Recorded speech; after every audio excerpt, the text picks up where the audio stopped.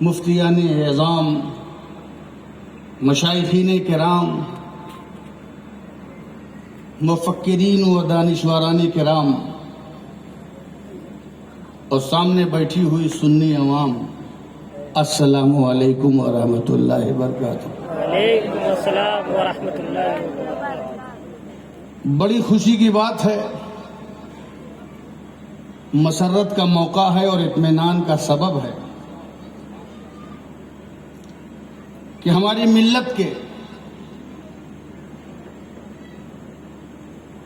حساس دل رکھنے والی شخصیتوں نے ایک ایسے جلسے کا اور ایک ایسی کانفرنس کا، سیمینار کا انعقاد کیا ہے کہ جس کو اگر یہ کہا جائے کہ آج کے مسائل کا حل جو ہیں اسی طرح کے جلسے ہیں، یہی ضرورت تھی اور اس ضرورت کی طرف یہ قدم بڑھایا گیا۔ میں اپنے عزیز المحترم حضرت مولانا مجتبیٰ شریف صاحب قبلہ کو مبارکباد پیش کرتا ہوں۔ ان سے ہماری بغداد شریف میں ملاقات رہی اور اس کے بعد آج ہو رہی ہے۔ یہ بابا تاج الدین کا دیار ہے اور ان کی چوکھٹ ہے۔ اس نائب رسول کی بارگاہ میں کھڑے ہو کر کے ہم رسول اعظم کا پیغام سنائیں گے۔ اللہ رب العزت نے ارشاد فرمایا، لقد کان لکم فی رسول اللہ اسوۃ حسنہ۔ ہمیں اپنے تمام مسائل اور تمام چیزوں کے لیے،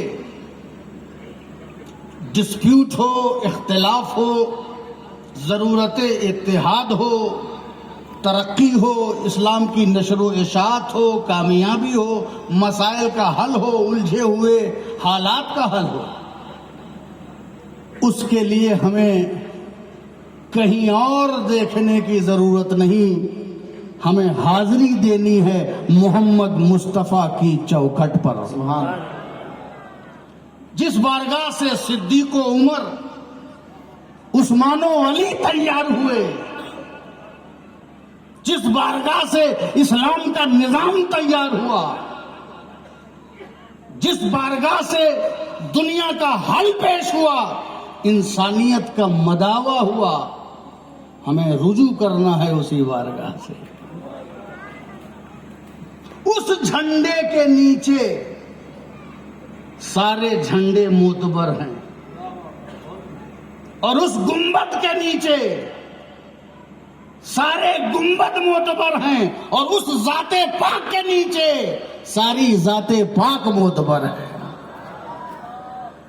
وہی مصطفیٰ جان رحمت صلی اللہ علیہ وسلم کی ذات والا صفات، جن کے لیے قرآن کہہ رہا ہے کہ تمہارے لیے نمونے عمل ہے، زندگی رول ماڈل ہے، مارگ درشک ہے، آئیڈیل ہے۔ زندگی بہت ہے اور طرح طرح کی زندگی ہے اور قسم قسم کی زندگی ہے۔ کسی کی صبح اچھی تو دوپہر خراب، اور کسی کی دوپہر اچھی تو رات خراب، کسی کی نائٹ اچھی تو مڈ نائٹ خراب، اور کسی کی مڈ نائٹ اچھی تو لیٹ نائٹ خراب۔ کوئی گھر میں اچھا ہے تو باہر بیکار ہے، تو کوئی باہر بہت اچھا ہے تو گھر میں بیکار ہے۔ کوئی اندر بہادر ہے تو باہر بزدل ہے، کوئی باہر بزدل ہے تو اندر بہادر ہے۔ کیا بات! کوئی گھر میں بہت بہادر ہے اور کوئی باہر بہت بہادر ہے۔ دنیا میں نہ جانے کتنی شخصیتیں پیدا ہوئیں، مگر کسی کی زندگی میرے نبی کی زندگی کی طرح نہیں۔ کسی رسول کی زندگی میرے رسول کی طرح نہیں، حتیٰ کہ کسی نبی کی بھی زندگی میرے نبی کی طرح نہیں۔ ایسی کامل و اکمل، ایسی مکمل، ایسی جامع، جس کی زندگی دیکھنے کے بعد کسی زندگی کو دیکھنے کی ضرورت ہی نہیں ہے، جس کی زندگی کو نمونہ عمل بنانے کے بعد کسی کی زندگی کو، یہ جتنے بھی عظیم شخصیتیں پیدا ہوئی دنیا میں جتنے لوگوں نے شریعت میں، طریقت میں، معرفت میں اپنا مقام پیدا کیا، یہ پہلے غلام رسول ہوئے ہیں، پہلے یہ رسول کے غلام ہوئے ہیں، پھر جا کے یہ زمانے کے امام ہوئے ہیں۔ پہلے غلامی چاہیے، غلامی حل ہے، فرما برداری حل ہے، اتباع حل ہے، اسوہ حسنہ کو اپنانا حل ہے، یہی سلوشن ہے، یہی علاج ہے۔ صرف نغمے گانے سے، قصیدے پڑھنے سے، زبانی جمع خرچ کرنے سے کوئی انقلاب نہیں آنے والا ہے، پریورتن نہیں آنے والا ہے، بدلاؤ نہیں آنے والا ہے۔ یاد رکھنا، گفتگو سے کچھ ہونے والا نہیں ہے، صرف علم سے بھی کچھ ہونے والا نہیں ہے۔ یہ وہ علم نہیں ہے جو دنیا کے لیے ہوتا ہے، اس علم سے آخرت تیار ہوتی ہے۔ یاد رکھیے گا، یہی حل ہے۔ مصطفیٰ جان رحمت صلی اللہ علیہ وسلم کی سیرت کو پڑھو، تقریر کرنے کے لیے نہیں، سننے کے لیے نہیں، یہ سیرت حل ہے۔ ہمارے پاس قرآن ہے اور ہمارے پاس رسول کی زندگی ہے، ہماری حیات کا یہ دو ایسا نصاب ہے کہ اگر اس پر عمل کر لیں تو ہم واقعی وہی مومن ہو جائیں گے جس کی سربلندی کا اعلان قرآن کر رہا ہے۔ یہ نصاب چھوڑ کر کے کوئی پرچہ حل ہونے والا نہیں، یاد رکھیے۔ اپنے اپنے بزرگوں کی صرف قصیدہ خوانی سے مسئلے کا حل نہیں ہوگا۔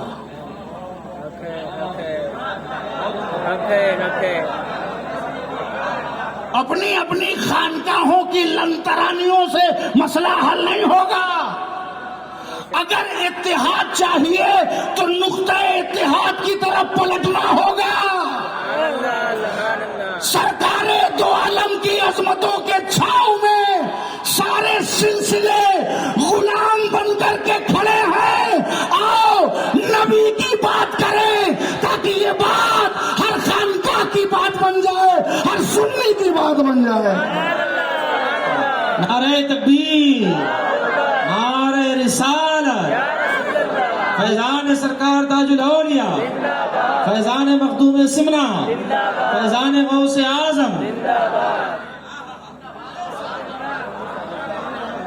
یہ سلسلے یہ گھوڑ دوڑ کا میدان نہیں ہے،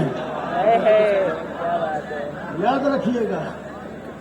یہ سلسلے کوئی ریس کا میدان نہیں ہے، کس کا کالا گھوڑا آگے ہے اور کس کا براؤن گھوڑا پیچھے ہے، اور کس کا 10 نمبر کا گھوڑا آگے، کس کا 1 نمبر کا۔ یہاں یہ غلامی ہے، غلامی جو غلامی میں جتنا گہرا ہوتا چلا جاتا ہے وہ اتنا اوپر چلا جاتا ہے۔ واہ واہ واہ۔ مینجمنٹ کرنے سے عزت نہیں ملے گی، فیس بک کی لائک سے سلسلے کو فروغ نہیں دیا جا سکا۔ اپنے تعصبات کو ختم کرو۔ سلسلہ روحانیت کی ضرورت ہے، بالکل حاصل کرنا چاہیے، مگر میرے نبی کی حیات ہمارے ایمان کی ضرورت ہے۔ جانتے ہیں کوئی قوم پست نہیں ہوتی اور کوئی قوم کامیاب نہیں ہوتی، ایک چیز ہے، جب تک کہ وہی قوم اوپر اٹھتی ہے جس کا اخلاقی نظام اوپر آتا ہے، مینرز جس کے طریقے دنیا کو متاثر کرتے ہیں۔ میرے نبی نے فرمایا تھا بعثت لأتمم مکارم الاخلاق، میں اس لیے پیدا ہوا ہوں تاکہ اخلاق کی قدروں کو اعلیٰ منزل تک پہنچا دوں، اسے مکمل کر دوں۔ وہ اخلاق جو نبی نے چھوڑا ہے، آپ اخلاق سے یہ نہ سمجھیے گا کہ ہلکے پھلکے تبسم کا نام اخلاق ہے، ایک دوسرے کو دیکھنا، مسکرانا، انجوائے کرنا، یہ اخلاق ہے۔ اخلاق ایک نظام حیات ہے، اخلاق ایک جامع سیرت ہے، اخلاق ایک خوبیوں کا گلدستہ ہے، اخلاق پاکیزہ اوصاف کے اجتماع ہوتا ہے۔ انسان کے اندر جتنی خوبیاں بڑھتی جاتی ہیں، اخلاق میں اس کا مقام بڑھتا جاتا ہے۔ بھوکا ہے کوئی کھانا کھلانا، یہ اخلاق کا حصہ ہے۔ پیاسے کو پانی پلانا اخلاق کا حصہ ہے۔ بشاشت وجہ کے ساتھ لوگوں کا استقبال کرنا یہ اخلاق کا حصہ ہے۔ مصطفیٰ جان رحمت کی سیرت کو مد نظر رکھتے ہوئے زندگی کا ہر قدم اٹھانا یہ اخلاق کا حصہ ہے۔ اخلاق کی ایک جامع اور ہماگیر شخصیت، جس کی شخصیت کے آگے کسی نبی کی بھی شخصیت نہیں ہے، وہ ہے مصطفیٰ جان رحمت کی شخصیت۔ پلٹو اپنے نبی کی طرف، آؤ نبی کی سیرت کی طرف، چونکہ ساری سیرتیں اسی سیرت سے بنتی ہیں اور سارے فضائل اسی بارگاہ سے مربوط ہیں۔ اگر کوئی محی الدین بن کے چمک رہا ہے، کوئی معین الدین بن کے اور کوئی تاج الدین بن کے، اس لیے نہیں کہ وہ دنیا کے بادشاہ تھے، اس لیے چمک رہے ہیں کہ یہ محمد مصطفیٰ کے غلام تھے۔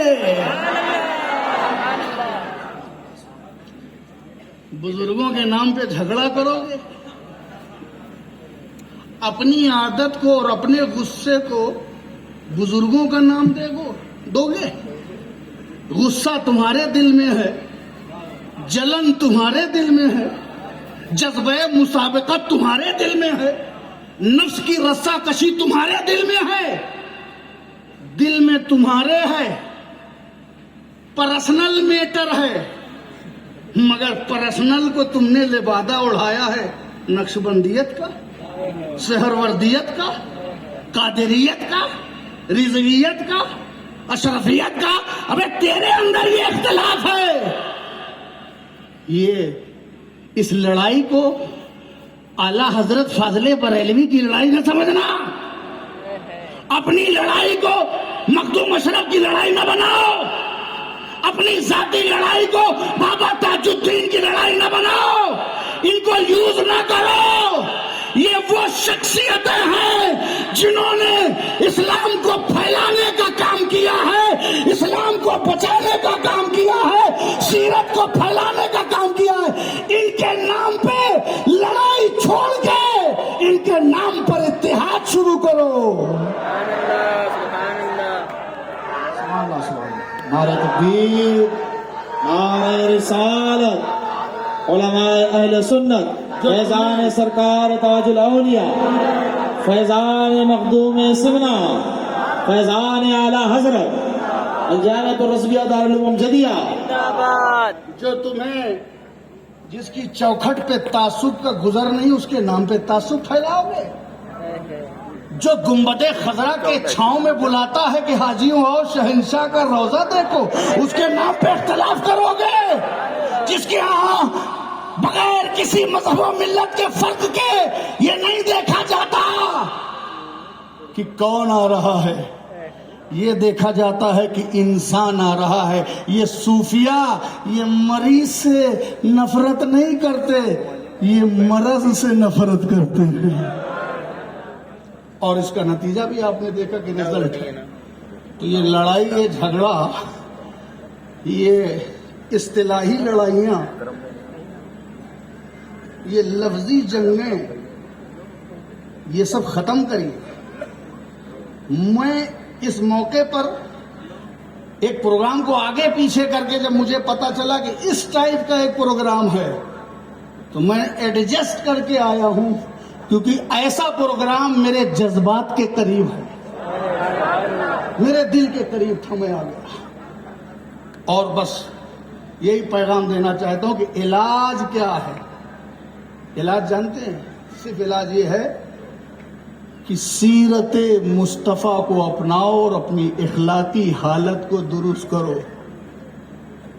1,00,000 طلاق کے اسباب ہو سکتے ہیں، اسباب پر کتنی دیر بات کریں گے؟ سارے اسباب بہت چیزوں کے آپ جانتے ہیں، مگر کبھی اسباب کو دور کرنے کی کوشش کی ہے جب دل ہی مومن نہیں ہے؟ شیخ الاسلام فرماتے ہیں بڑی اچھی بات، حضرت علامہ سید محمد مدنی میاں اشرفی الجیلانی مدد اللہ النورانی فرماتے ہیں، جس میں پاس شریعت نہ خوف خدا، وہ رہا کیا رہا، وہ گیا کیا گیا، ایک تصویر تھی جو مٹا دی گئی، یہ غلط ہے مسلمان مارا گیا۔ ہم جو مارے جا رہے ہیں اگر مسلمان بن کے مارے جائیں تو انقلاب آ جائے گا۔ ابھی ہم مارے جا رہے ہیں لیکن متقی بن کے نہیں مارے جا رہے، نمازی بن کے نہیں مارے جا رہے ہیں، عدل و انصاف کے خوگر بن کے نہیں مارے جا رہے۔ اللہ کی رحمت تب آئے گی جب واقعی ہم متقیوں کا خون اس دنیا میں بہے گا۔ سمجھ گئے آپ؟ تو سیرت رسول، وہ سیرت رسول کہ جس کے بارے میں سیدہ طیبہ عائشہ صدیقہ رضی اللہ تعالی عنہا سے عرض کیا گیا کہ اے عائشہ، رسول کے اخلاق کے بارے میں بتائیے۔ بہت مشہور بات ہے، علماء اہل سنت کا قافلہ موجود ہے، اخلاق کو سیکھو، ان سے اخلاق سیکھو اور ان سے اخلاق کی توقع کرو، اور علماء کرام بھی سیرت کا پیغام دیں اور اخلاق کی تعلیم دیں اور اخلاقی تربیت کریں، کیونکہ اخلاق سے انقلاب آیا ہے، اخلاق سے ہی انقلاب آئے گا۔ اور وہ ولیوں نے ہزاروں لاکھوں لوگوں کو دامن اسلام میں جو لے کر کے چلے آئے وہ اپنے اخلاق کی بنیاد پہ لے آئے، اس لیے ہمیں اسے اپ گریڈ کرنے کی ضرورت ہے اور اپنے اندر ڈیولپ کرنے کی ضرورت ہے۔ پوچھا رسول کے اخلاق کیسے تھے؟ اب بتاؤ، یہ کتنا بڑا کوشچن ہے کہ رسول کے اخلاق کیسے تھے؟ کون بتا سکتا ہے؟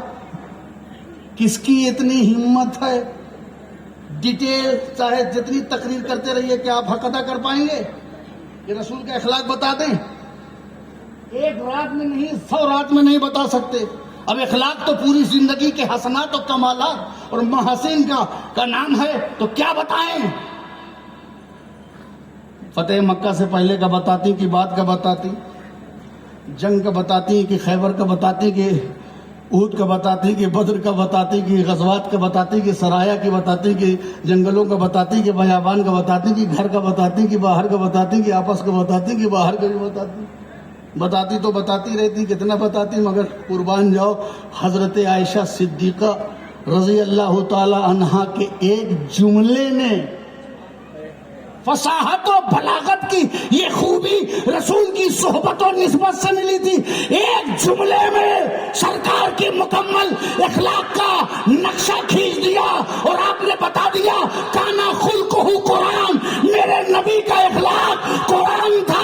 میرا نبی سوئے تو قرآن، جاگے تو قرآن، چلے تو قرآن، گھر میں قرآن، باہر قرآن، بازار میں قرآن، صحابہ کے ساتھ قرآن، اہل بیت کے ساتھ قرآن۔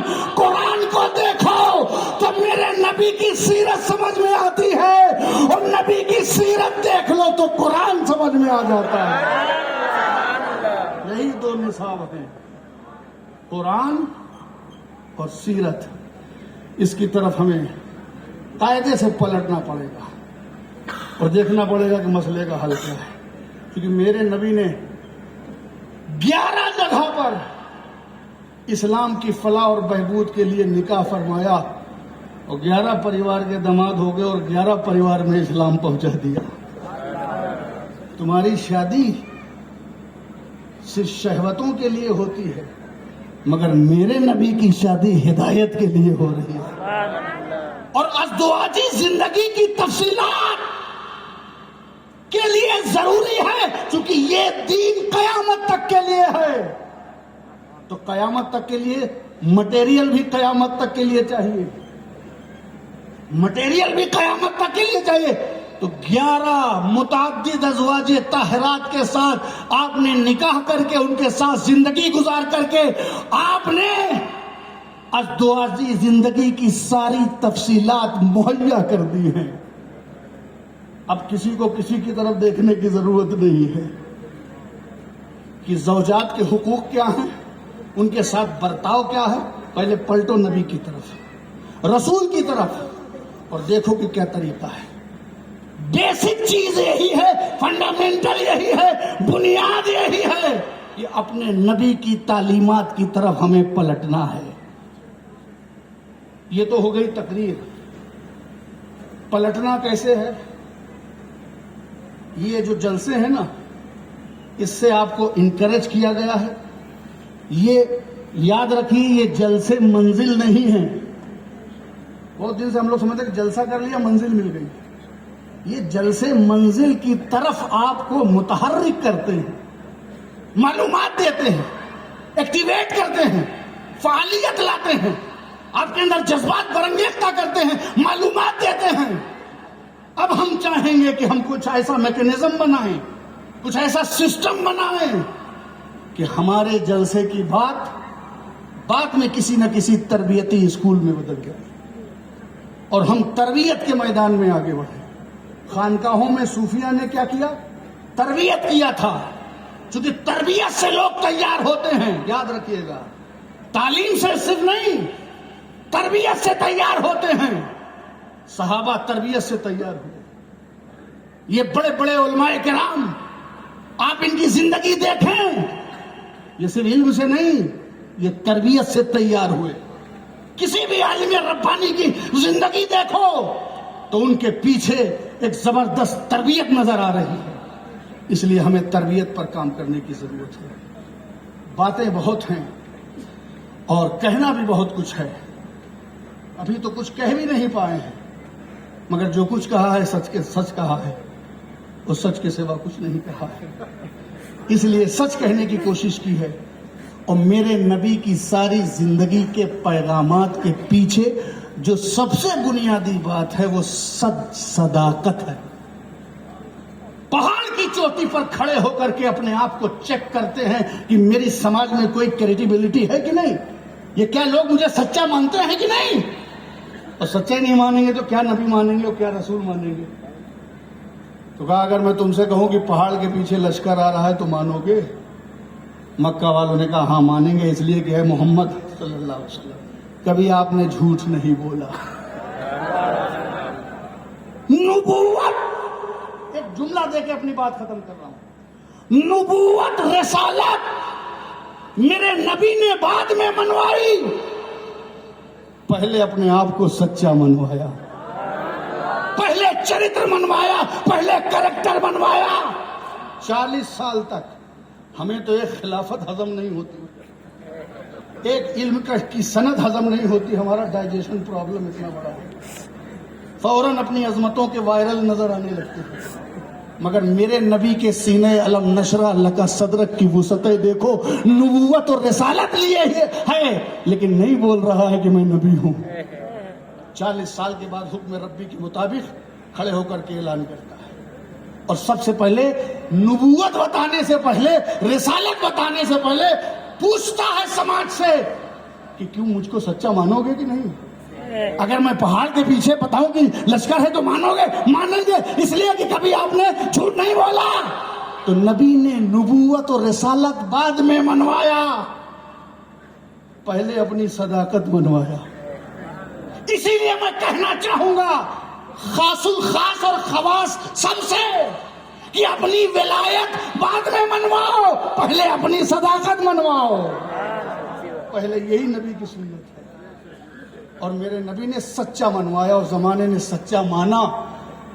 سچا تو سب نے اکٹھا مانا، اب جب بتایا کہ نبی ہوں رسول ہوں اب دھیرے دھیرے مانا، مگر سچا سب نے بیک زبان مانا۔ یہ ہے کریکٹر، چونکہ جب 40 سال میں نے جھوٹ نہیں بولا، نہ شباب آ رہا ہے جھوٹ بولا، نہ عنفوان شباب میں جھوٹ بولا، میچور لائف آ گئی، 40 سال کی میں نے جھوٹ نہیں بولا، اب کیا بولوں گا؟ تو صاحب لوگ کہہ رہے ہیں ہاں آپ سچے ہیں، تو میں جب سچا ہوں تو اب میں جو بتا رہا ہوں وہ بھی سچ ہے کہ میں اللہ کا رسول ہوں، میں نبی ہوں۔ اب نہیں مانو گے تو کیا رزلٹ آئے گا؟ جب 40 سال سچا مانا اور اب جب نبوت کی بات کر رہا ہے تو نہیں مانو گے، تو سن لو رزلٹ کیا آئے گا۔ 40 سال کے بعد منوایا تو اب مانو گے تو ابو بکر ہو گئے، اور نہیں مانو گے تو ابو جہل ہو گئے۔ اب اس کے بعد یہی رزلٹ آئے گا۔ اللہ رب العزت کی بارگاہ میں دعا ہے کہ اللہ رب العزت ہم سب کو، آدھا گھنٹہ ہو گیا انشاءاللہ، سیرت مصطفیٰ پر چلنے کی توفیق عطا فرمائے، زبانی مسلمان نہ بنائے، حقیقی غلام بنائے۔ بولنا اور ہے، غلام نبی اپنے آپ کو کہنا اور ہے، غلام مصطفیٰ کی شاعری کرنا اور ہے، مگر غلام ہو جانا اور ہے۔ اسی پہ ہم سب کا غور ہے۔ وآخر الدعوانا ان الحمدللہ۔